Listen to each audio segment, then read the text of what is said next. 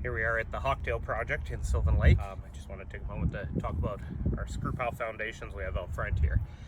Traditionally, you would see, in most cases with homes, you'd have a concrete pile that comes up, but it's usually left below this grade. And the reason they do that is because, well, the pile's kind of ugly, and that way it's buried.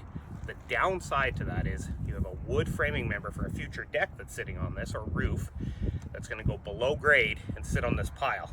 And they typically don't really have any sort of connection to that pile. The odd time maybe they put a little glue there or something and the post just sits there. So eventually that post rots out. Eventually this deck or roof above starts sagging.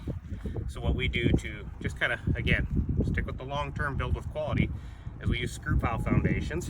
We run them into the ground to the depth we need till we get the torque levels we require for the loading that's going to be on this pile. And then later we build off this pile. So what we have here is we have kind of what's called a knife blade connection. So there's this great big plate here. We have a vertical steel plate here. We're gonna have built up wood posts that clamp around this plate, gets bolted through, so that post will not be able to move.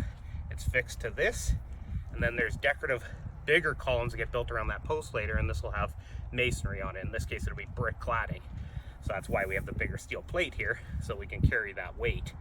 And then what this is allowing is it's keeping us above the grade, so later, if frost is heaving or anything, it's not messing with our deck. We don't have to worry about rot. It's just long-term quality.